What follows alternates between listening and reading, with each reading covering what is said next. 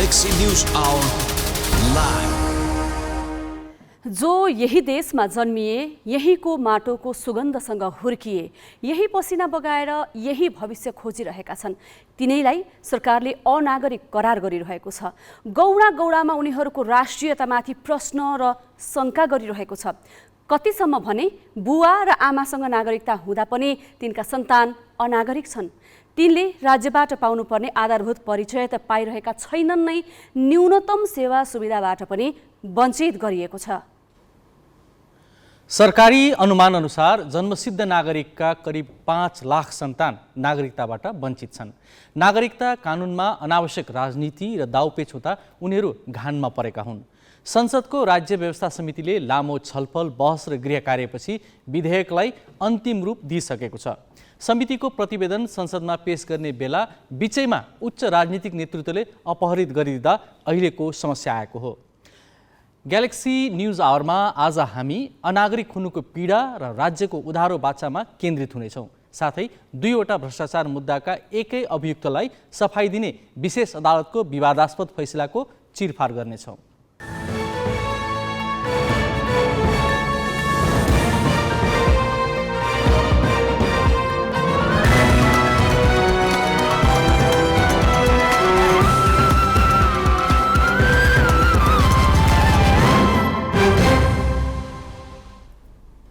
नमस्कार, यो हो ग्यालेक्सी न्यूज आवर। अब हेडलाइन्स।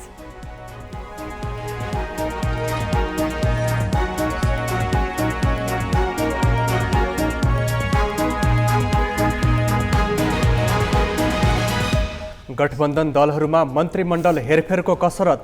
एकीकृत समाजवादीमा 1-2 दिन भित्रै निर्णय गर्न नेतृत्वमाथि दबाव। 5 लाख घुस सहित समातिएका सह न्यायाधिवक्ता थापालाई एकसाथ दुईवटा भ्रष्टाचार मुद्दामा सफाई। अभियुक्तका पूर्व सहकर्मी नै न्यायाधीश, 4 पटक आफ्नै इजलासमा राखी फैसला। छिटो नागरिकता कानुन ल्याउन जन्मसिद्ध नागरिकका सन्तानको हार गुहार। विधेयकमा राजनैतिक सहमतिको प्रयास भइरहेको कानुन मन्त्रीको भनाई। हवाई सुरक्षा सतर्कता बढाउन विमानस्थल र वायु सेवा कम्पनीलाई प्राधिकरणको 5 बुँदे निर्देशन। मौसम सफा नभई उडान अनुमति नदिने निर्णय। र आइसिसीको महिला T20 वरियतामा नेपाल 16औं स्थानमा। वरियता सूचीमा 5 खेलाडी समावेश।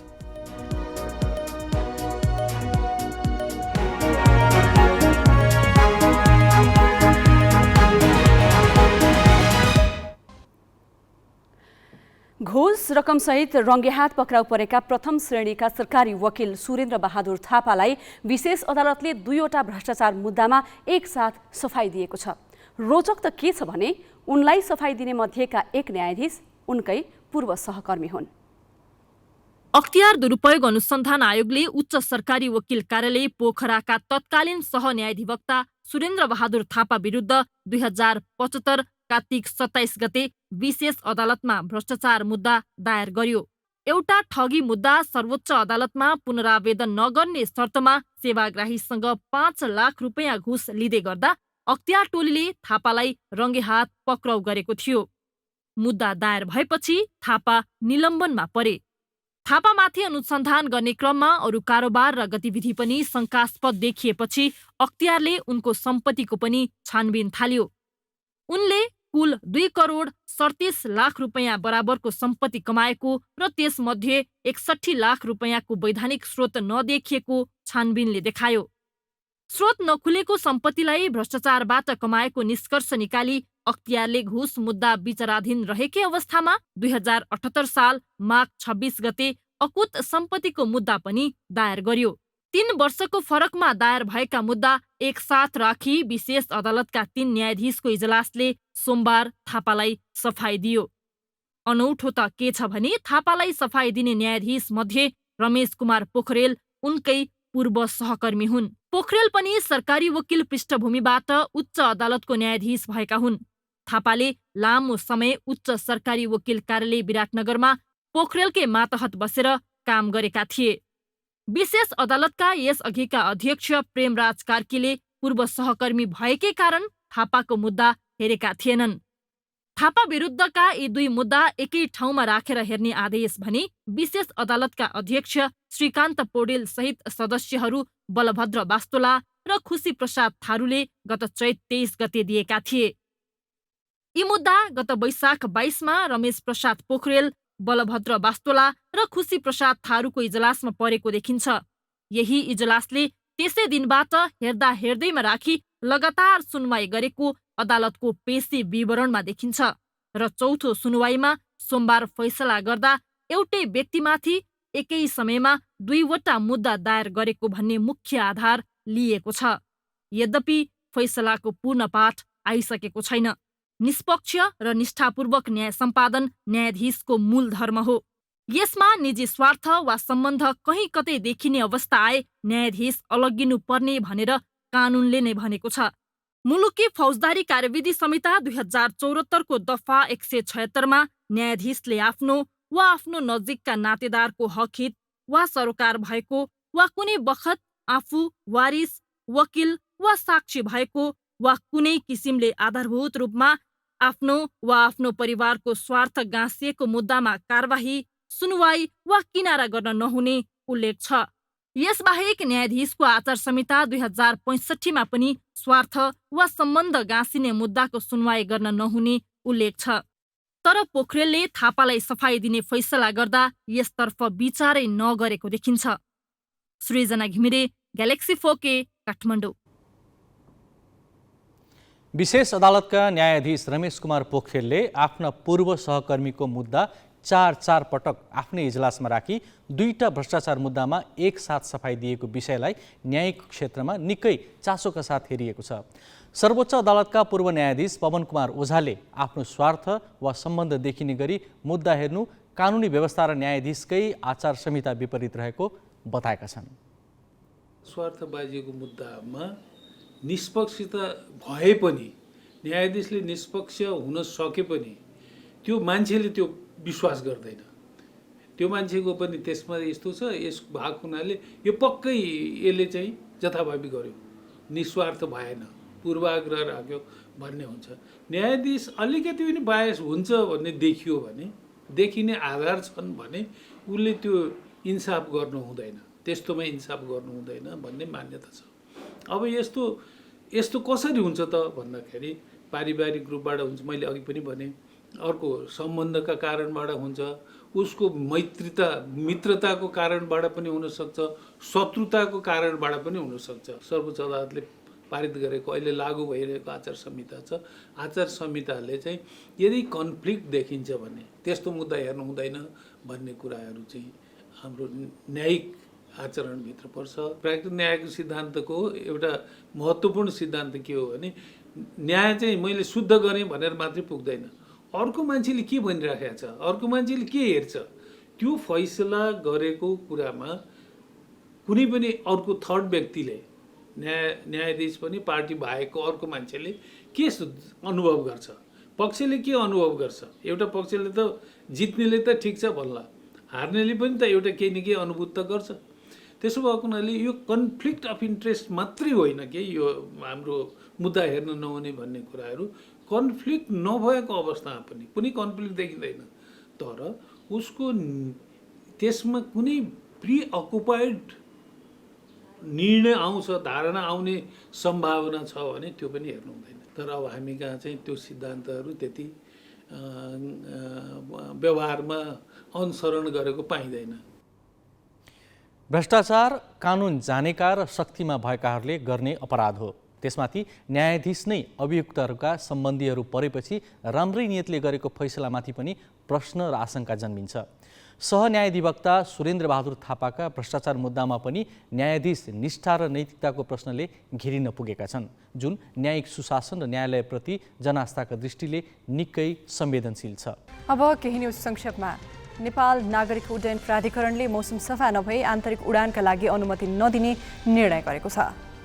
तारा एयरको विमान दुर्घटनापछि प्राधिकरणले हवाई सुरक्षामा सक्रियता स्वरूप उडान मार्गको मौसम प्रतिकूल भएको अवस्थामा विमान चलाउन नपाइने निर्णय गरेको हो। इनरुट अर्थात् विमान उड्ने र पुग्ने स्थानको मौसम अनुकूल नभएसम्म प्राधिकरणले उडान अनुमति दिने छैन। प्राधिकरणका उपमहानिर्देशक देवचन्द्रलाल कर्णले इनरुटको मौसम सफा नभएको अवस्थामा उडानको अनुमति नदिने र यो निर्णय VFR भिजुअल फ्लाइट रुल्सबाट उडान गर्ने विमान र विमानस्थलका लागि लागू हुने जानकारी दिएका छन्। प्राधिकरणले विमानस्थल र वायु सेवा कम्पनीलाई आज 5 बुँदे निर्देशन दिएको छ। त्यस्तै 1 इन्जिन भएको हेलिकप्टरमा 2 जना चालक अनिवार्य गर्ने प्रस्ताव तयार पार्न प्राधिकरणले 5 सदस्यीय प्राविधिक टोली गठन गरेको छ। मुस्ताङको थासाङ गाउँपालिकाको सानो सरेमा भएको तारा एयरको विमान दुर्घटनामा ज्यान गुमाएका सबैको शव काठमाडौँ ल्याइएको छ। मानापाथी हिमालको फेदीमा सङ्कलन गरिएका 12 जनाको शव कोबाङ हुँदै आज काठमाडौँ ल्याइएको हो। 10 शव हिजै काठमाडौँ ल्याएको थियो। शव पोस्टमार्टमका लागि त्रिवी शिक्षण अस्पताल महाराजगञ्ज लगिएको छ। पोस्टमार्टमपछि शव परिवार तथा आफन्तको जिम्मा लगाइनेछ। दुर्घटनास्थलमा ब्ल्याक बक्स समेत भेटिएपछि उद्धारमा खटिएका सुरक्षाकर्मी फिर्ता भएका छन्। आइतबार बिहान पोखराबाट जोमसोमका लागि उडेको तारा एयरको विमान सोमबार बिहान दुर्घटनाग्रस्त अवस्थामा फेला परेको थियो। नेपाल प्रहरी प्रमुखको बढुवा विवादमा सर्वोच्च अदालतमा आज पनि सुनवाई भएन। महानिरीक्षक धीरज प्रताप सिंह सहित प्रहरीका उच्च अधिकारीलाई ठेगानामा नभेटेको र सम्पर्क पनि हुन नसकेको जनाउँदै मुद्दाबारे सूचना नै विपक्षीसम्म पुर्याउन नसकेको प्रतिवेदन अदालत प्रशासनले दिएपछि आजको सुनवाई स्थगित भएको हो। न्यायाधीश द्वय विशम्भर प्रसाद श्रेष्ठ इजलासमा अन्तिम सुनवाईका लागि पेशी तोकिएको थियो। वैशाख 22 गते नै पेशी स्थगित नहुने र म्याद समेत नथपिनेमा शर्त सहित इजलासले नै आजका लागि पूर्ण सुनवाईको मिति तोकेको थियो। वरिष्ठता मिचेर सिंहलाई आइजिपीमा बढुवा गरिएको दावी गरी पहिलो वरियताका अतिरिक्त महानिरीक्षक विश्वराज पोखरेलले वैशाख 19 गते रिट दायर गरेका थिए। मेलम्ची खानेपानी आयोजनाको मुहानबाट सुरुङमा पानी पठाउन बन्द गरिएको छ। वर्षा सुरु भएपछि सुरुङमा गेग्रान र धमिलो पानी प्रवेश नगरोस् भनेर सुरुङको मूल ढोका नै बन्द गरिएको मेलम्ची खानेपानी विकास समितिले जनाएको छ। मूल ढोका बन्द गरिए पनि काठमाडौँ उपत्यकामा मेलम्चीको पानी वितरण भने रोकिएको छैन। समितिका अनुसार सुरुङ र सुन्दरीजल स्थित प्रशोधन केन्द्रमा जम्मा भएको पानी करिब 1 साताको लागि पुग्नेछ। असार 1 गते राति थेम्राथाङमा गएको पहिरोले मेलम्ची खानेपानी आयोजनाको मुहानमा क्षति पुगेको थियो। शेयर बजार परिसूचक आज पनि दोहोरो अङ्कले घटेको छ। बजेट पछिको दोस्रो कारोबार दिन नेप्से 35.5 अङ्कले घटेको हो। कारोबार सुरु भएदेखि लगातार घटेको नेप्से अन्तिममा 2137.9 अङ्कमा कायम भएको छ। म्युचुअल फन्ड बाहेकका बाँकी 12 समूहको सूचक घटेको छ। निर्जीवन बिमा समूहको सूचक सबैभन्दा धेरै घटेको छ। 175 कम्पनीको शेयर मूल्य घट्दा 15 कम्पनीको भने बढेको छ। उन्नति लघुवित्तको शेयर मूल्य 8% बढेको छ। आज 1 अर्ब 31 करोड 77 लाख रुपियाँको शेयर किनबेच भएको नेपाल स्टक एक्सचेन्जले जनाएको छ। बजारमा लगानी योग्य रकम अभावले ब्याजदर बढिरहेका बेला सरकारले पुँजी बजार मैत्री नीति नल्याएकाले बजेटपछि नेप्से लगातार घटेको विश्लेषण गरिएको छ। एउटा ठुलो समुदाय यस्तो छ जो यही माटोमा जन्मियो, हुर्कियो, यही माटोले उसलाई चिन्दैन। एक थान नागरिकताको लागि गौडा गौडामा हन्डर खानुपर्छ। किन त? यो प्रसङ्ग अजय दासबाट। संविधान बमोजिम कानुन बनाउन राजनीतिक दलहरूले आनाकानी गर्दा जन्मसिद्ध नागरिकका सन्तान नागरिकताबाट वञ्चित भइरहेका छन्। राष्ट्रले प्रदान गर्ने आधारभूत परिचयबाट वञ्चित हुँदा उनीहरूको शिक्षा, स्वास्थ्य, पेसा व्यवसायको हक समेत छिनिएको छ। नागरिकताका लागि सङ्घर्षरत उनीहरूले अहिले स्थानीयदेखि प्रदेश र सङ्घ सरकारका केन्द्रीय मुकामसम्म पुगेर प्रश्न गरिरहेका छन्, नागरिकता पाइसकेका बुवा आमाबाट जन्मिएका सन्तान किन अनागरिक भइरहनु पर्ने? हामीले के अपराध गरेका छौँ? काठमाडौँ बानेश्वर स्थित सङ्घीय संसद भवन अगाडि मङ्गलबार दिउँसो 11 बजेको दृश्य हो यो। गृहमन्त्री बालकृष्ण खाँड लावा लस्कर सहित संसद भवन प्रवेश गर्न लाग्दा केही युवा प्रदर्शनमा उत्रिए।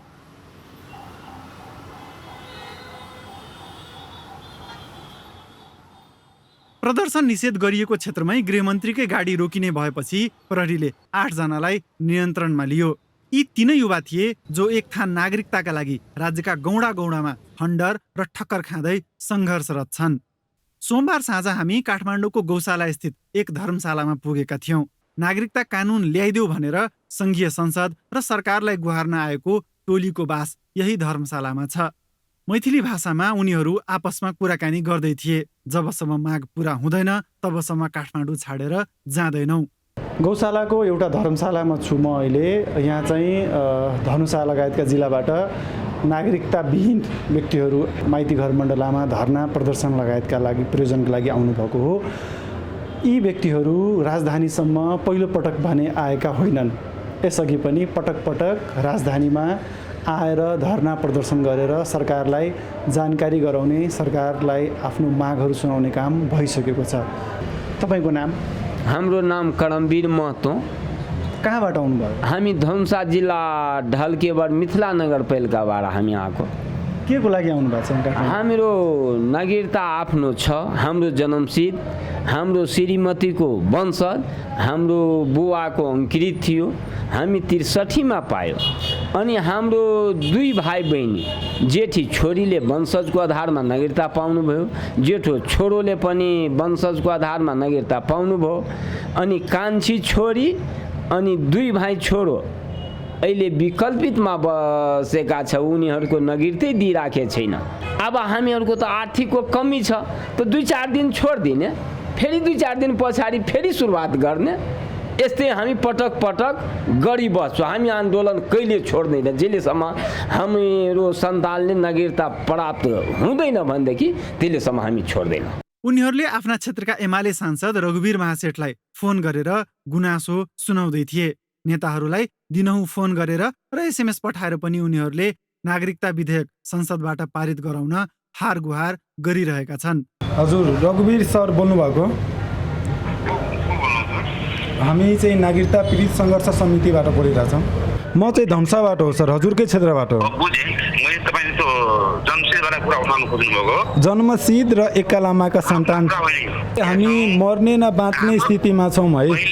यहाँ सुन्नुहोस्, तपाईँहरूको समस्या हामीले बुझेका छौँ। हजुर, हामीले दुईचोटि तपाईँहरूलाई दिने निर्णय नै गरिसकेका छौँ। मोरङका निरज कुमार कामत नागरिकताका लागि वडाको सिफारिस नै ल्याएर सङ्घीय राजधानी आएका छन्। आमा बुवाको नागरिकता देखाउँदै उनले कानुन निर्मातालाई प्रश्न तिर्स्याइरहेका छन्। हाम्रा आमा बा नागरिक तर हामी अनागरिक किन? आमाको वंशज छ, बुवाको जन्मसिद्धकोले गर्दा, जन्मसिद्धको नागरिकताले गर्दा हामीले अहिलेसम्म पाएको छैन। आज हामी 100जना छौँ भने पछि 200जना, 300जना, 400जना यस्तै बिस्तारै बिस्तारै हामी जहाँ चाहिँ हाम्रो विभिन्न यो नेपाल अधिराज्यभरिको समस्या हो, हाम्रो मात्र समस्या होइन। हामी जुट्दै राखेका छौँ। 10, 20, 40, 50 पछि गएर हामी अधिराज्यभरिको युवाहरू यहाँ आउनेछौँ। एउटै कोठामा 8 जनासम्म अटाइ नअटाइ सुत्ने यी धर्नाकारीले पटक पटक धर्नाकै लागि काठमाडौँ आउजाउ गरेका छन्। नागरिकताकै सङ्घर्षका लागि 4 महिना अघि राजधानीमा माइतीघरदेखि बानेश्वरसम्म प्रदर्शन गरेका थिए।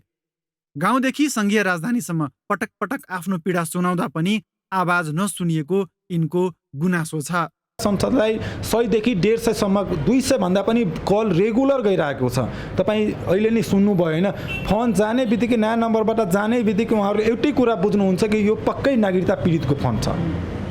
नयाँ नम्बर त रिसिभै गर्दैन, जो रिसिभ गर्छ पक्कै बुझिहाल्छ कि यो नागरिकता पीडितकै फोन रहेछ भनेर। तर उहाँहरूको एउटै आश्वासन हुन्छ, हामी गर्छौँ, बस त्यतिमै बितिरहेछ उहाँहरूको समय। जन्मसिद्ध नागरिकता पाएका बाबुआमाका करिब 5 लाख सन्तान नागरिकताबाट वञ्चित रहेको सरकारी अधिकारीको आकलन छ। तर यसपालि वार कि पार गरेरै छाड्ने नागरिकताबाट वञ्चितहरूको अठोट छ। क्यामेरामा जय तामाङ र साधुराम लामिछानेका साथ जितेन्द्र झा, ग्यालेक्सी फोके, काठमाडौँ। यसै सन्दर्भमा कानुन मन्त्री गोविन्द बन्दीले संसदको चालु अधिवेशनमै नागरिकता विधेयक पारित हुने बताएका छन्। विराटनगर स्थित संवाददाता राजु पौडेलसँग कुरा गर्दै उनले अब नागरिकताको समस्या समाधान हुनेमा शङ्का नगर्न आग्रह गरेका छन्। हामी चाहिँ चाँडोभन्दा चाँडो नागरिकता सम्बन्धी ऐनमा संशोधन गरेर आमा बाबु नागरिक भइसकेका तर बच्चाहरूले नागरिक नभएका र उनीहरूले BA पास गरिसकेका छन् तर नागरिकता छैन, त्यो जुन खालको अवस्था छ यसको चाँडै हामी अन्त्य गर्छौँ। अब चाँडो अन्त्य गर्ने भन्ने यो एकदम भेग भाषा भन्दा पनि यसको अलिकति म तपाईँलाई प्रक्रियाको कुरा गर्छु। भयो के भने यो नागरिकता ऐन पार्लियामेन्टमा गइसक्यो हो। पार्लियामेन्टमा गइसकेपछि त्यहाँ के भयो भने खास गरी नेपाली पुरुषसँग बिहा गरी आएको महिलाले नागरिकता अङ्गीकृत नागरिकता पाउने जुन प्रावधान थियो त्यो प्रावधानमा चाहिँ समाजमै विवाद भयो। अब एउटा खालि थरी महिला अधिकार कर्मीदेखि लिएर कतिपयले के भन्नुभयो भने यो त पुरुष र महिलालाई समान गर्नुपर्छ, त्यसैले 7 वर्ष चाहिँ के छ भन्दाखेरि राख्नुपर्छ भन्ने मागहरू पनि आयो। अनि राज्य व्यवस्था समितिमा गइसकेपछि संसदको राज्य व्यवस्था समितिले 7 वर्ष भनेर राखिदियो। अब त्यसमा कतिपयको असहमति रह्यो राज्य व्यवस्था समितिमा, त्यसले गर्दाखेरि खास रूपमा यो अल्झेको थियो। अहिले आएर हामीले के गर्यौँ त भन्दाखेरि अहिले आएर पार्लियामेन्टमा त्यो अल्झिरहेको विधेयकको सन्दर्भमा शीर्ष दलको नेताहरूसँग बसेर उहाँहरूसँग 2-3 चरण कुराकानी भइसकेको छ र यो कुराकानीबाट उहाँहरूले गो एहेड भनिसक्नु भएको छ मलाई। अब हामी चाँडै नै के छ भन्दाखेरि त्यो नागरिकता विधेयकमा चाहिँ पार्लियामेन्टमा डिस्कस गराउँछौँ र त्यो पास गर्छौँ। यही सत्रभित्र संसदको यो अहिले चालु अधिवेशनभित्रै त्यसलाई पास गर्ने हाम्रो कार्यक्रम रहेको छ। प्रेसिडेन्टले चाहिँ के छ भने होइन नीति कार्यक्रममा ल्याउँदाखेरि र अर्थमन्त्रीले बजेटमा समेत यो कुरा आएको छ र पोलिटिकल लेभलमा म कानुन मन्त्रीको हैसियतले पोलिटिकल लेभलमा कुराकानी गरेर त्यसको अन्डरस्ट्यान्डिङ बनाएको छ भनेपछि अब शङ्का नगरौँ न, खालि शङ्का मात्रै गर्नु हुँदैन के, आउँछ त्यो। उनीहरूका नाममा धेरैले राजनीति गरिसके, धेरैले आफ्नो दुनो सोझ्याइसके, तैपनि दुःख र सङ्घर्ष उस्तै छ। अब उनीहरूलाई आश्वासन चाहिएको छैन, राज्यले दिने केवल एक थान परिचय चाहिएको छ। यसमा किन आनाकानी र जालझेल? अब केही न्युज संक्षेपमा। युरोपेली सङ्घ EUका नेताहरूले रुसबाट 90% तेलको आयात रोक्न सहमति जनाएका छन्। युक्रेनलाई सहायता उपलब्ध गराउन बेल्जियमको राजधानी ब्रसेल्समा बोलाइएको 2 दिने बैठकको पहिलो दिन सो निर्णय भएको हो। EUका सबै 27 सदस्य देशका नेताको उपस्थितिमा रुसबाट तेल आयातमा पूर्ण प्रतिबन्ध लगाउने बारे छलफल भएको थियो। तर हङ्गेरीले विरोध जनाएपछि रुसी तेल आयातको 2/3 भन्दा बढी कटौती गर्ने सहमति भएको समाचारमा उल्लेख छ। रुसले युक्रेनमा आक्रमण गरे यता EUको तर्फबाट भएको यो निर्णय सबैभन्दा ठूलो मानिएको छ। युरोपेली काउन्सिलका प्रमुख चार्ल्स मिशेलले रुसको ठूलो वित्तीय स्रोत बन्द गरिदिएको बताएका छन्। यसबाट रुसलाई युद्ध रोक्न दबाव पुग्ने उनको दाबी छ। अफ्रिकी मुलुक चाडको उत्तरी क्षेत्र स्थित एउटा सुनखानीमा कामदारहरूबीच झडप हुँदा कम्तीमा 100 जनाको मृत्यु भएको छ, 40 जना घाइते भएका छन्। चाडको तिब्बती पर्वत स्थित कोरी बगौटीमा सुनखानीमा झडप भएको रक्षा मन्त्री जनरल दाउद याया इब्राहिमले उद्धृत गर्दै अन्तर्राष्ट्रिय सञ्चार माध्यमलाई जनाएका छन्। राजधानी एन्डिजामेनाबाट करिब 1000 किलोमिटर टाढा पर्ने उक्त क्षेत्रमा अहिले ठूलो सङ्ख्यामा सेना परिचालन गरिएको छ। सुन झिक्ने विषयमा सो क्षेत्रमा बारम्बार झडप हुँदै आएको थियो। पछिल्लो झडप मौरिसियाली र लिबियाली मजदुरबीच भएको समाचारमा उल्लेख छ। अन्तर्राष्ट्रिय क्रिकेट परिषद ICCको महिला T20 वरियतामा नेपालका 5 खेलाडी भरेका छन्। ICCले सार्वजनिक गरेको पछिल्लो वरियतामा कप्तान रुबिना छेत्री, उपकप्तान इन्दु वर्मा, सीता राणा मगर, कविता कुँवर र ज्योति पाण्डे अटाएका छन्। सीता ब्याटिङतर्फ वरियताको 52औं स्थानमा छिन्। यस्तै ज्योति पाण्डे 80औं र इन्दु वर्मा 79औं स्थानमा छन्। यस्तै बलिङतर्फ कविता कुँवर 61औं स्थानमा छिन्। कप्तान रुबिना 71औं र सीता 75औं स्थानमा छन्। ICC महिला T20 वरियतामा नेपाल भने 16औं स्थानमा छ। पहिलो पटक T20 विश्वकप छनौट खेल्न जाने 19 वर्ष मुनिको महिला क्रिकेट टोलीको विदाई गरिएको छ। नेपाल क्रिकेट सङ्घ क्यानले एसियाली छनौट खेल्न जाने 14 सदस्य नेपाली टोलीको आज विदाई गरेको हो। कृतिका मरासिनीको कप्तानीमा टोली भोलि मलेसिया प्रस्थान गर्नेछ। करिब 1 महिनाको तयारीपछि नेपाली टोली मलेसिया प्रस्थान गर्न लागेको हो। छनौटमा नेपालले आयोजक मलेसियाको साथै UAE, थाइल्यान्ड, भुटान र कतारसँग प्रतिस्पर्धा गर्नेछ। नेपालले पहिलो खेल कतारसँग जेठ 20 गते खेल्नेछ। शीर्ष टोलीले दक्षिण अफ्रिकामा अर्को वर्ष हुने T20 विश्वकपमा स्थान बनाउनेछ। नेपालले स्कटल्यान्डमा खेल्ने ICC क्रिकेट विश्वकप लिग 2 को खेल तालिका सार्वजनिक भएको छ। नेपाल, स्कटल्यान्ड र नामिबिया बीच हुने त्रिकोणात्मक 1 दिवसीय सिरिजको खेल तालिका अन्तर्राष्ट्रिय क्रिकेट परिषद ICCले सार्वजनिक गरेको हो। सिरिज असार 27 गतेबाट सुरु हुनेछ। नेपाली टोली अहिले लिग 2 अन्तर्गतकै सिरिजको लागि अमेरिका भ्रमणमा छ। अमेरिकामा नेपालले घरेलु टोली र ओमानसँग त्रिकोणात्मक सिरिज खेल्नेछ। अर्को वर्ष भारतमा हुने 1 दिवसीय विश्वकपको रोड म्यापको रूपमा रहेको सिरिजका 12 खेल खेलेको नेपाल 6 जित र 6 हार बिहोर्दै तालिकाको 6औं स्थानमा छ। एएफसी एसिया कप छनौटको तयारीमा रहेको नेपाली राष्ट्रिय फुटबल टिमले आज कतारमा दोस्रो अभ्यास खेल खेल्दैछ। नेपालले श्रीलङ्कासँग नेपाली समयअनुसार राति 9:45 बजे बन्द रङ्गाशालामा खेल्न लागेको हो। नेपालले सघि टिमोर लेस्टेको अन्डर 23सँग पनि बन्द रङ्गाशालामा नै खेलेको थियो। खेल 2-2 को बराबरीमा सकिएको थियो। यसपछि ओमानसँग खेल्ने तय भएको छ।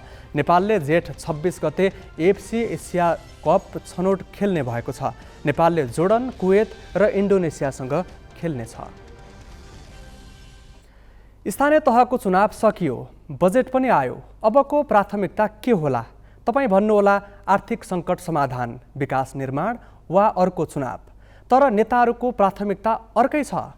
मन्त्री परिषद हेरफेरको कुराले सत्ता गठबन्धन दलको आन्तरिक राजनीति गरमाएको छ। बाँकी साजना तामाङबाट। सत्ता गठबन्धनभित्र 1 महिना अघि मन्त्री परिषदमा हेरफेरबारे छलफल भएको थियो। स्थानीय तहको निर्वाचनले यो विषय ओझेलमा पर्यो। निर्वाचन सम्पन्न हुनुका साथै बजेट संसदमा पेश भएपछि फेरि मन्त्री हेरफेरको आवाज गठबन्धन दलभित्रै उठेको छ। खास गरी नेकपा एकीकृत समाजवादीभित्र मन्त्री फेर्ने विषयमा 1-2 दिनभित्रै निर्णय गर्न नेतृत्वमाथि दबाब बढेको छ। 2078 असोजमा सरकारमा सहभागी हुँदा नै नेकपा एकीकृत समाजवादीमा विवाद भएको थियो। मन्त्रीमा आफ्नो नाम नपरेपछि केही नेताले तीव्र असन्तुष्टि पोखेका थिए। पार्टी नेतृत्वले उनीहरूलाई अर्को चरणमा मन्त्री बनाउने भनी थामथुम पारेको थियो। अहिले तिनै नेताले पार्टीका मन्त्रीलाई फिर्ता बोलाउन नेतृत्वलाई दबाब दिन थालेका छन्। उनीहरूले स्थानीय तहको निर्वाचन सम्पन्न हुनुका साथै बजेट पनि संसदमा पेश भइसकेकाले सचिवालयको बैठक चाँडो बोलाएर यसबारे निर्णयमा पुग्न भनिरहेका छन्। सकेसम्म पार्टीका सबै मन्त्रीलाई फिर्ता बोलाएर नयाँलाई अवसर दिनुपर्ने आवाज छ। पछिल्लो अवधिमा लोकल इलेक्सनभन्दा अगाडि चेन्ज गर्ने कुरा थियो र पछि बजेट प्रस्तुत भएपछि मात्रै चेन्ज गरौँ भन्ने कुरा भएको छ र हिजो अस्ति बजेट प्रस्तुत भइसकेको छ।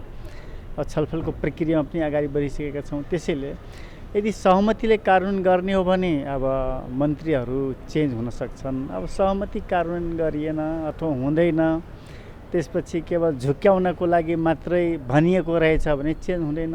त्यसो त माओवादी केन्द्रभित्र चैत पहिलो साता नै पार्टीबाट सरकारमा सहभागी भएका मन्त्रीलाई मूल्याङ्कनका आधारमा हेरफेर गर्नुपर्ने आवाज उठेको थियो। पार्टीभित्रको त्यो आवाजपछि सत्ता गठबन्धनको बैठकमा पनि मन्त्री हेरफेरको विषयले प्रवेश पाएको थियो। माओवादी अध्यक्ष पुष्पकमल दाहालले जनकपुरका सञ्चारकर्मीमाझ मन्त्री हेरफेरबारे छलफल भइरहेको बताएका थिए। त्यतिखेर स्थानीय तहको निर्वाचनका कारण विषय थामथुम भयो। माओवादीमा अहिले बजेट पास नभएसम्म कुर्ने र त्यसपछि पार्टीका सबै मन्त्री फेर्ने तहमा छलफल भइरहेको छ। भर्खरै बजेट आएको छ, यसको छलफल चलिरहेको छ। यो बजेटलाई डिफेन्ड गर्नुपर्ने मन्त्रीहरूको दायित्व छ, पास गर्नुपर्ने छ। त्यसो हुँदा अहिलेसम्म कुनै छलफल भएको छैन यसमा। अहिले रक्षा मन्त्रालय खाली नै छ। कार्य सम्पादन सन्तोषजनक नभएका मन्त्रीलाई फिर्ता बोलाउनु पर्ने आवाज काङ्ग्रेसभित्र पनि छ। काङ्ग्रेसमा खास गरी अर्थमन्त्री फेर्न प्रधानमन्त्री एवं पार्टी सभापति शेरबहादुर देउवामाथि दबाब छ। जुनसुकै समयमा मन्त्री हेरफेर हुन सक्ने अवस्था रहेको काङ्ग्रेसका नेताहरूको भनाइ छ। आवश्यकता भयो भने अथवा उहाँहरूलाई लाग्यो भने फेर्नुपर्ने परिस्थिति बन्यो भने जुनसुकै बेला पनि मन्त्री परिषद पुनर्गठन गर्न सक्ने भएको हुनाले सायद मलाई लाग्छ झन्डै 1 वर्ष भयो सरकार गठन भएको। मन्त्रीहरूको कार्यक्षमता, कार्य सम्पादन क्षमता र पार्टीभित्रको आवश्यकताले त्यस्तो देखियो भने हुनसक्छ। सम्भावना भन्ने चाहिँ जति बेला नै खुल्लै छ। प्रतिनिधि सभा र प्रदेश सभा निर्वाचनका लागि अब 6 महिना मात्र बाँकी छ। चुनावसम्मका लागि भए पनि मन्त्रालय हाँक्नका लागि सत्तारूढ पार्टीभित्र खास गरी मन्त्रीको आश्वासन पाएका नेताले हेरफेरको दबाब बढाएका हुन्। तर चुनावी परिणामपछि बसेको सत्ता गठबन्धनको बैठकमा भने त्यो विषयले प्रवेश पाएको छैन। क्यामेरामा योगेश लामाका साथ अङ्गराज नौपाने, ग्यालेक्सी फोके, काठमाडौँ। स्थानीय सरकार सञ्चालन सम्बन्धमा स्थानीय सरकार सञ्चालन ऐन 2074ले स्पष्ट दिशानिर्देश गरेको छ। गाउँ र नगर कार्यपालिकाको बैठक सञ्चालनबारे निर्देशिका छ। कानुनी व्यवस्थाका बावजुद काठमाडौँ महानगरपालिकाको पहिलो कार्यपालिका बैठकमा कमजोरी देखिए। प्रमुख प्रशासकीय अधिकृतले निर्णय सुनाउन खोजेपछि केही वडाध्यक्षले आपत्ति जनाए भने केही वडाध्यक्षले महानगर प्रमुख बालेन्द्र शाहलाई बैठक सञ्चालनको प्रक्रिया नै नजानेको भनी छेडखानी गरे। बैठकमा केही बेर तनावको स्थिति बन्यो। काठमाडौँ महानगरको पहिलो कार्यपालिका बैठक सोमबार बस्यो। महानगर प्रमुख बालेन्द्रले शपथ र पद बहालीपछि बैठक राखेका थिए। उनले बैठकको सुरुमा कार्यपालिका सदस्यहरूलाई स्वागत गर्दै 6वटा एजेन्डा पढेर सुनाए। ती एजेन्डामाथि वडा अध्यक्षहरूले पालै पालो आफ्नो धारणा राखे। बैठकको अन्त्यमा प्रमुख प्रशासकीय अधिकृत लोकनाथ पौड्यालले थप एक प्रस्ताव पढ्दै पास भएको घोषणा गरेपछि माहौल एकाएक अशान्त बन्यो।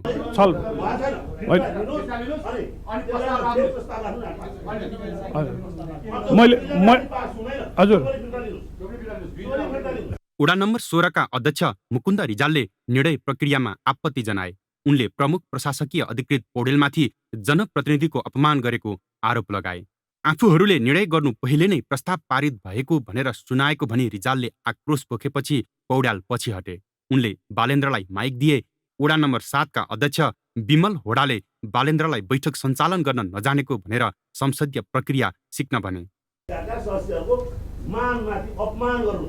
यहाँ बसेका यतिका कार्यपालिका सदस्यहरूलाई पास भइसकेको बोर्डले गरिसक्यो भन्दाखेरि फटाएर जाने ताली 1,90,000 जनसङ्ख्याको भोट पाएर आएका जनप्रतिनिधिहरू छन् यहाँ।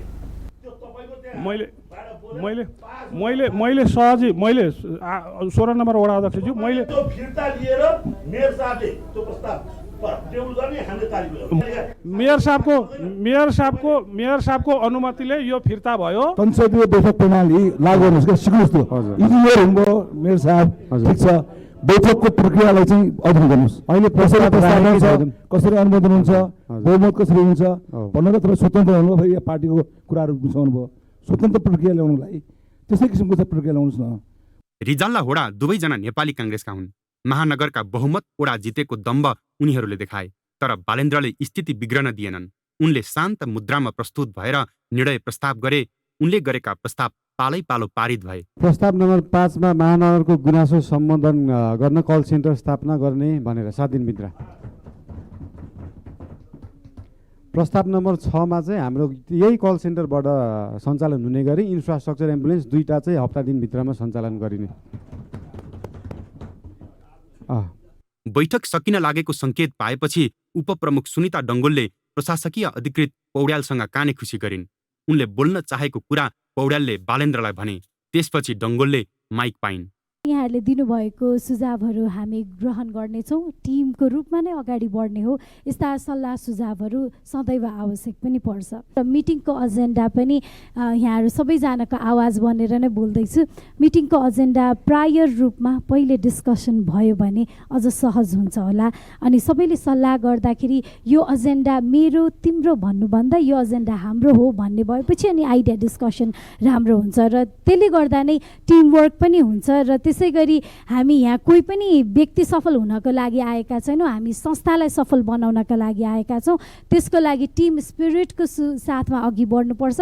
संस्था काठमाडौँ महानगरपालिका वडा सफल भयो भने त हामी यसै पनि सफल भएको नै हो। बैठक सञ्चालनबारे कानुनमा भएका व्यवस्था जनप्रतिनिधिलाई जानकारी गराउने काम प्रमुख प्रशासकीय अधिकृतकै हो।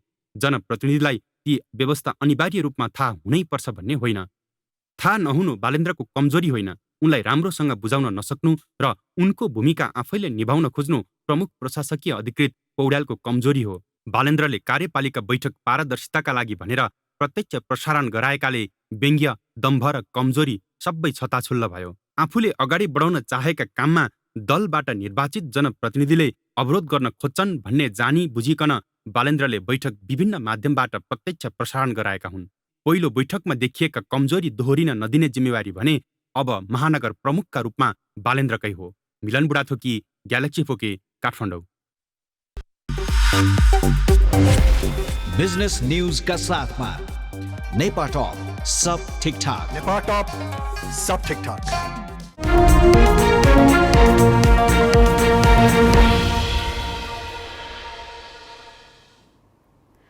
संघीय संसदमा बजेटमाथिको सैद्धान्तिक छलफल आज सुरु भयो।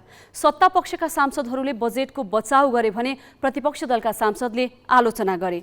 पक्ष विपक्षमा उभिँदा सांसदहरूबीच घोषपेच पनि चल्यो। विद्युतीय सवारी साधनमा लगाइएको अन्तशुल्कका विषयमा भने सत्ता पक्ष र विपक्षी दलका सांसद एकै ठाउँमा देखिए। उनीहरूले पेट्रोलियम पदार्थको आयात निरुत्साहित गर्न विद्युतीय सवारी साधनको प्रयोग गर्नुपर्ने औल्याउँदै अन्तशुल्क हटाउन सरकारको ध्यानाकर्षण गराएका छन्। जेठ 15 गते प्रस्तुत बजेटमाथि प्रतिनिधि सभा र राष्ट्रिय सभाले मङ्गलबार सैद्धान्तिक छलफल थालेका छन्। सभामुख अग्नि सापकोटाले सुरुमा एमाले उपाध्यक्ष विष्णु पौडेललाई बोल्न समय दिए। उनले बजेटलाई सत्ता गठबन्धनको घोषणापत्र र मतदाता रिजाउनका लागि ल्याइएको नाराको पुलिन्दा भने। अर्थतन्त्रमा अहिले देखिएको सङ्कट समाधानमा मौन रहेको र स्रोत सुनिश्चितता बिनाका कार्यक्रमको चाङ लगाइएको आरोप पौडेलले लगाए। बजेट निर्माण गर्दा मुलुकको यथार्थ आर्थिक अवस्था र उपलब्ध साधन स्रोतलाई व्यवस्था गरेर कल्पनामा विचरण गरिएको छ। राजस्व, वैदेशिक अनुदान, वैदेशिक ऋण, आन्तरिक ऋण लगायत स्रोतको अनुमान मनोगत र सामर्थ्यभन्दा बाहिर छ। गत वर्षको तुलनामा साधारण खर्च बढाइएको छ, पुँजीगत खर्च घटाइएको छ। आवश्यक अध्ययन, स्रोतको प्रबन्ध र कार्यान्वयन हुने आधार तयार नगरी ठूला कार्यक्रम र योजनाहरू प्रस्ताव गरिएको छ। पौडेलपछि नेपाली काङ्ग्रेसका सांसद मिनेन्द्र रिजालले बोले। उनले बजेटको बचाउ त गरे नै, पौडेललाई जवाफ पनि फर्काए। उनले भूमिका बदल्ने बित्तिकै बोली नफेर्न सुझाव दिँदै सार्वजनिक ऋण एमाले नेतृत्वको सरकारका पालामा सबैभन्दा बढेको नभुल्न आग्रह गरे। व्यापार घाटा घट्ने क्रम, बढ्ने क्रम, चालू खाता घाटा बढ्ने क्रम, वैदेशिक मुद्रा सञ्चेतीमा दबाव पर्ने क्रम र विप्रेषणप्रतिको हाम्रो निर्भरता 9 महिनादेखि सुरु भयो र इथे जस्ताका त्यस्तै थिए नि, त्यही विरासतमा प्राप्त भएको छ। प्रतिनिधि सभाको बैठकमा मङ्गलबार 6 घण्टा लामो छलफल भयो। 35 जना सांसदले आफ्नो धारणा राखे।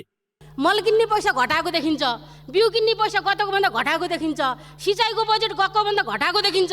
अनि भन्दा के भनिन्छ भने 30% घटाउने, बाहिरबाट आउने आयात घटाउने भनिन्छ। यो पत्तार लाग्दो कुरा छैन। सत्ता र प्रतिपक्ष दलका सांसद घोचपेचमै उत्रिए। एमाले सांसदले बजेटको आलोचना गर्ने क्रममा अर्थमन्त्री जनार्दन शर्मालाई लक्षित गरी बजेटको ब्रिफकेस कसैले नफुटाएको भनेर 1 दशक अगाडिको घटना स्मरण गराउन खोजे। माओवादी केन्द्रका सांसदले एमालेलाई सरकारबाट बाहिर बस्नु पर्दा खान नपाएर छटपटाएको जवाफ फर्काए। सत्तापक्ष र प्रतिपक्षका सांसद विद्युतीय सवारी साधनमा कर बढाइएको विषयमा भने एक ठाउँमा उभिए। पेट्रोलियम पदार्थको आयात घटाउने भनेको सरकारले विद्युतीय सवारी साधनमा अन्तशुल्क लगाउनु विरोधाभासपूर्ण भएको भने। विद्युतीय सवारी साधनमा 100 किलोवाटसम्मकोलाई छुटको व्यवस्था प्रोत्साहन गरिएको छ। त्यसमाथिको खास गरी 200 किलोवाटसम्मलाई विगतमा चाहिँ यस्तै चाहिँ विभिन्न करहरू वृद्धि गरिएको थियो।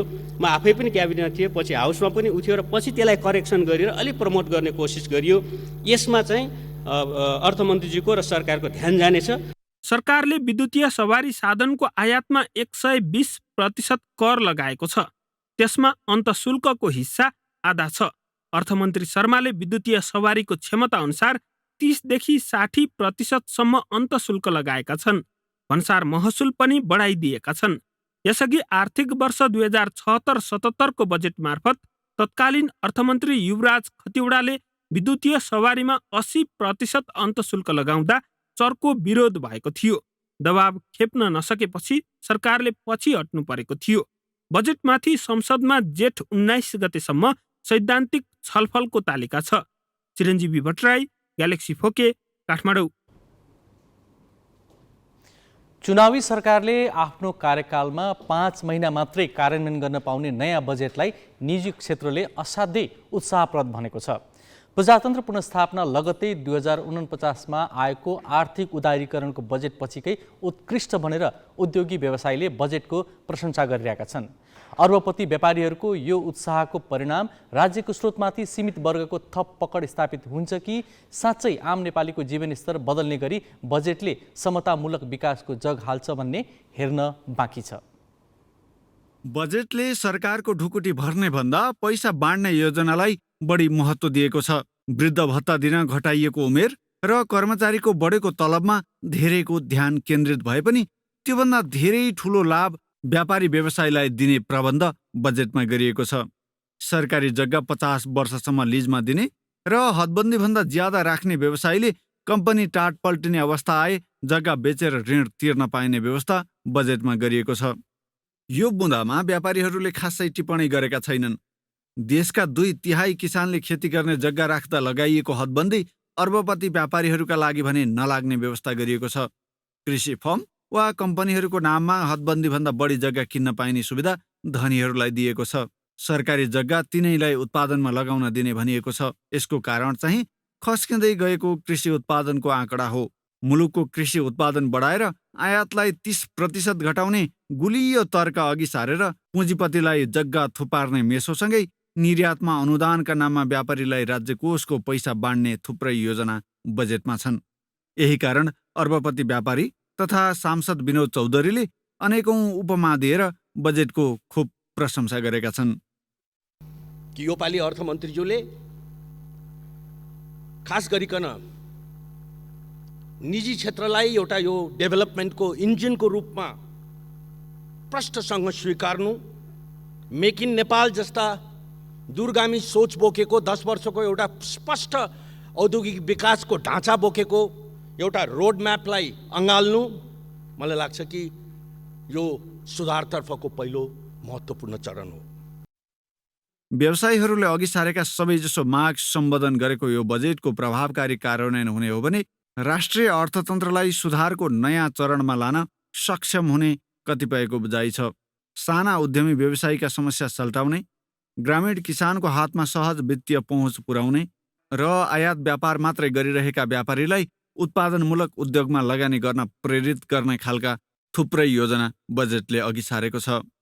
हामीले नीतिगत रूपमा आयात प्रतिस्थापन र निर्यात प्रवर्धनको कुरा गरेका थियौँ, त्यो आएको छ। त्यसै गरी स्वचालित रूपमा वैदेशिक लगानीलाई अनुमति दिनुपर्छ भन्ने विषय थियो, त्यो आएको छ।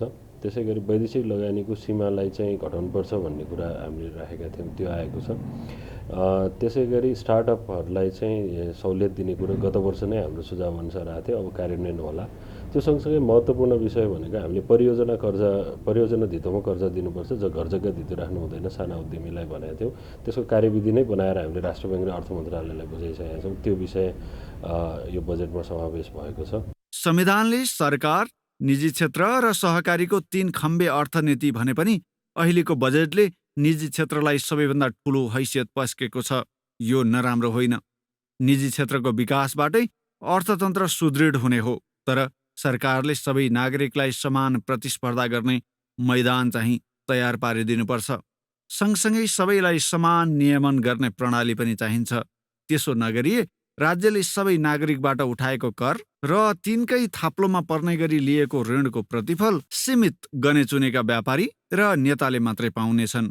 अहिले अर्बपति भनिएका व्यापारी र आम नागरिकहरूको जीवनस्तर 10 वर्ष अघि कस्तो थियो र अहिले कस्तो छ भनेर सरसत्ती हेर्ने हो भने राज्यबाट लाभ पाउनेहरूको तस्बिर प्रष्ट हुन्छ। यस्तो आय असमानता बढाउने दिशामा अघि बढ्नु सामाजिक न्याय र हाम्रै संविधानको पनि प्रतिकूल हुन्छ। क्यामेरामा योगेश लामाका साथ विनय बन्जारा, ग्यालेक्सी फोके, काठमाडौँ। हामी ग्यालेक्सी न्युज आवरको अन्त्यमा छौँ। जाँदै जाँदै हेडलाइन्स।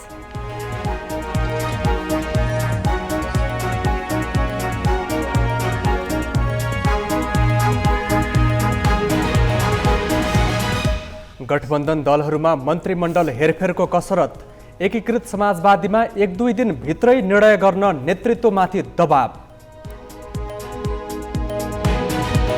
5 लाख घुस सहित समातिएका सह न्यायाधिवक्ता थापालाई एकसाथ 2वटा भ्रष्टाचार मुद्दामा सफाई, अभियुक्तका पूर्व सहकर्मी नै न्यायाधीश, 4 पटक आफ्नै इजलासमा राखी फैसला। छिटो नागरिकता कानुन ल्याउन जन्मसिद्ध नागरिकका सन्तानको हार गुहार, विधेयकमा राजनीतिक सहमतिको प्रयास भइरहेको कानुन मन्त्रीको भनाई। हवाई सुरक्षा सतर्कता बढाउन विमानस्थल र वायु सेवा कम्पनीलाई प्राधिकरणको 5 बुँदे निर्देशन, मौसम सफा नभई उडान अनुमति नदिने निर्णय। र आइसिसीको महिला T20 वरियतामा नेपाल 16औं स्थानमा, वरियता सूचीमा 5 खेलाडी समावेश।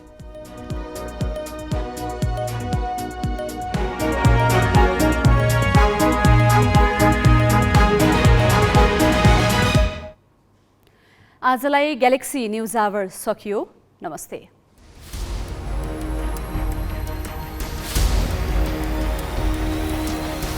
This is Galaxy News Hour live.